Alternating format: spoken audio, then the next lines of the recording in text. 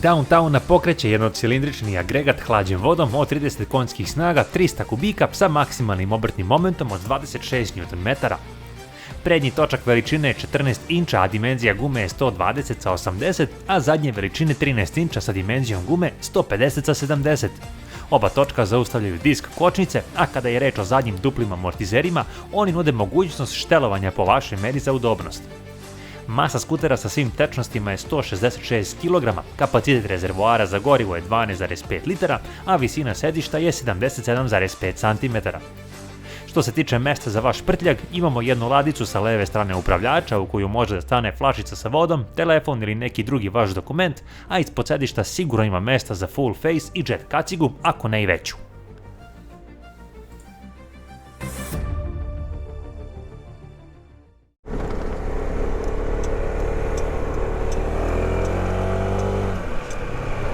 I dragi moji ljubitelji skutera, dobrodošli na kanal i veliko mi je zadovoljstvo što ćemo se provoziti zajedno sa ovim Kymkom Downtownom 300i iz 2011. godine. Ako se ne varam, ovo je druga generacija ovog modela koju mi je ustupio njegov vlasnik Marko, inače Marko Banetov brat, a Baneta smo imali prilike da vidimo na našem kanalu sa svojim Piaggio Medlijem. Marko nije mogao da gostuje kanalu iz svojih radnih obaveza i dozvolio mi je da ovaj model predstavim vama i da podelimo zajedno neke utiske u vožnji.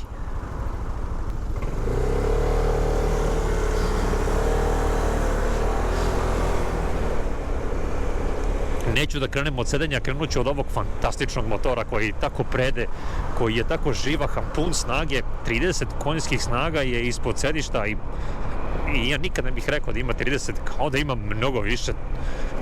Jednostavno taj zvuk tog agregata je nešto posebno.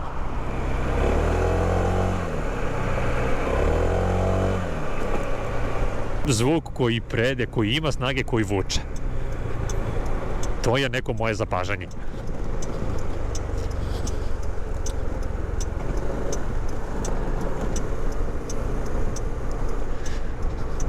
Inače, ne mogu da ne spomenem udobnost ovog sedišta. Ako se dobro sećam, Marko ga je presvukao i nekako ovaj naslon podupirač za leđa tako lepo modifikovao i pored toga što, hajde da kažem da na ovom modelu se sedi onako ravno zbog ovih podova, odnosno podnica koje ima. Iako ima ova uzglavlja pod kosinu, mislim da nisu efektivna mnogo. Tako da ću ja reći da na ovom modelu može da se sedi isključivo, da kažem tako, sa stopalima koja su ravna na podu, ali ovaj podupirač i ovo sedište koje je izuzetno udobno i mekano mi dozvoljava da se nasloni malo unazad i to mi daje neki onako turistički osjećaj kao da sedim u fotelji. Odlično sedenje, odnosno udobnost. Ne mogu da vam opišem, dakle, savršeno. Što se tiče same visine sedišta, evo ja sa svojim stopalima se 100% oslonjam na ulicu, odnosno na put, što mi daje izuzetno lepu sigurnost i to je sasvim super. Što se tiče ručica upravljača, odnosno samog kormana, on je onako povišen, dakle imate osjećaj da vozite mnogo veći motor, mnogo glomazniji, mnogo teži, mnogo snažniji. Jer sam položaj ovog upravljača rasterećuje vaše ruke, ramena, leđa. Dakle, jedan pravi turistički skuter koji je neprevaziđen, jeli?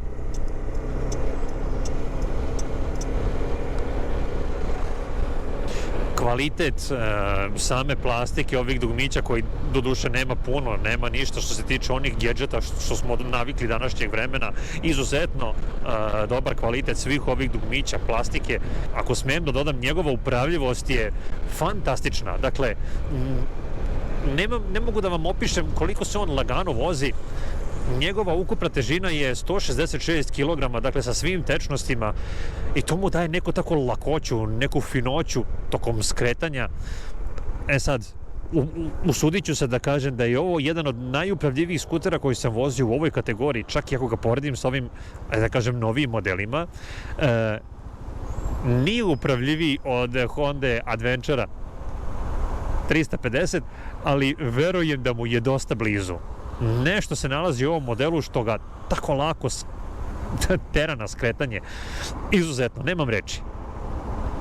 Retrovizori, dakle ništa kao što smo navikli, neke oštre ivice, aerodinamika i tako dalje. Dakle, ajde da kažem automobilski retrovizori koji pružaju sasvim lepu preglednost, dakle čak i bolju preglednost nego neki modeli koji su ovde pomalo skraćeni.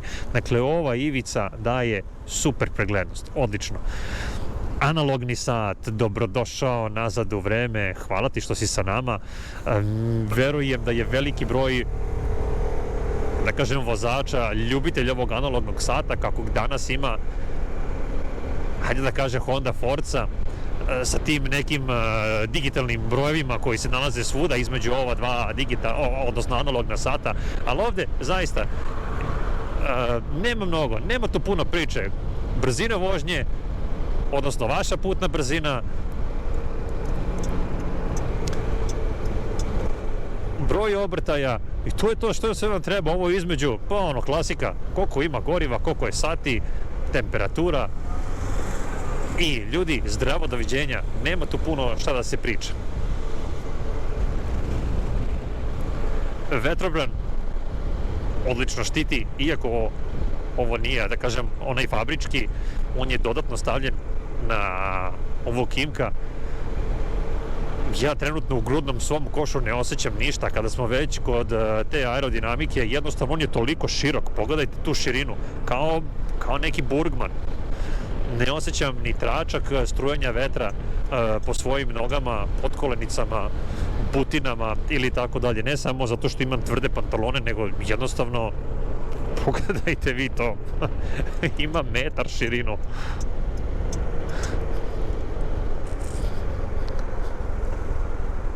Kočnice su odlične. Ja sam siguran da Marko mnogo računa vodi o ovom modelu, dakle nešto što se meni jako dopada, onaj brzi hvat, dakle tu je odmah hvata čvrsto i nema gde.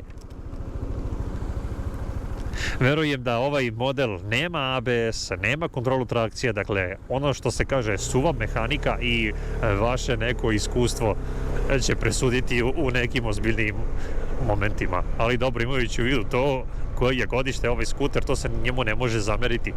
To je u tom vremenu bilo apsolutno normalno. Retko koji motor je imao tako nešto.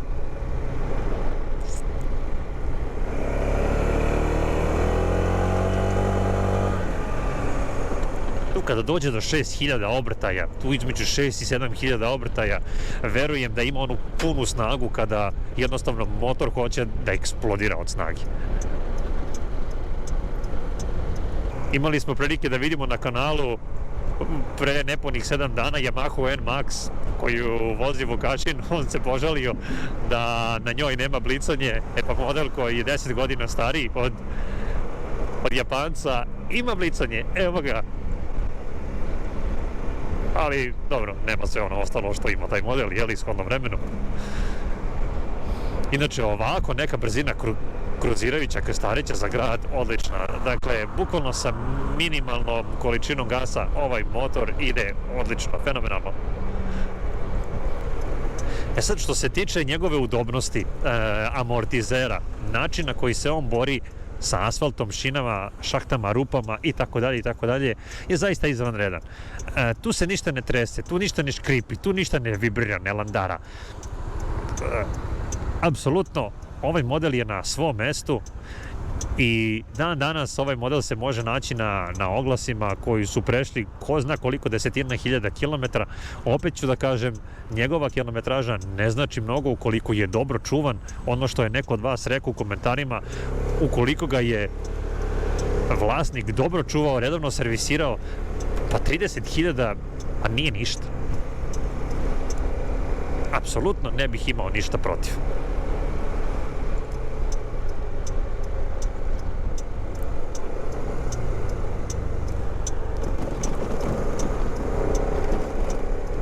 Sve što se čuje da malo trese i vibrira i landara je kofer koji je iza nas, ali dobro, to je normalno.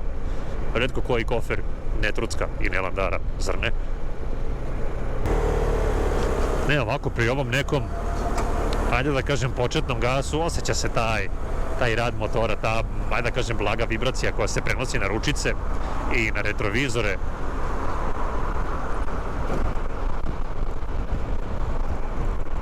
Jednostavno nema tih nekih komponenti koji su tu da ublaže te stvari.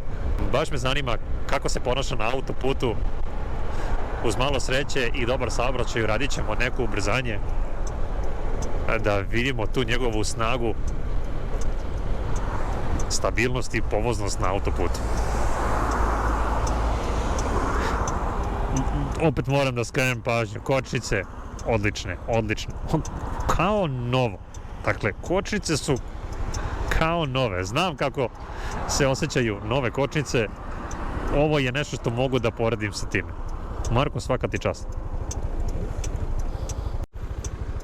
Wow, što ti je dobar privezak. Da, je ti se sviđa? Da, baš je super, gdje si ga kupio? Naručio sam ga preko kanala Samo skuteri, odnosno Facebook grupe, za 450 dinara. A vidi što je dobar, super. Jao, divno, baš ja moram da naručim jedan, baš mi se sviđa. A i volim taj kanal, je.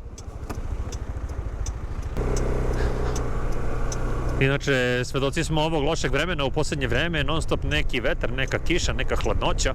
Verujem da nas ona neće sprečiti da se okupimo 21. septembra u 11 sati na izlazu sa autoputa kod Save centra. Iskreno se nadam da će se vreme do tada poboljšati, inače pratim vremensku prognozu i ona deluje sve bolje i bolje. Do pre 3-4 dana to je bilo kiša, munja i gromovi, a sada već na prognozi piše da će biti promenljivo sunčano sa manjom količinom, odnosno manjom verovatnoćom padavina nego što je to bilo ranije. Tako da i dalje ostajemo sa tim datumom.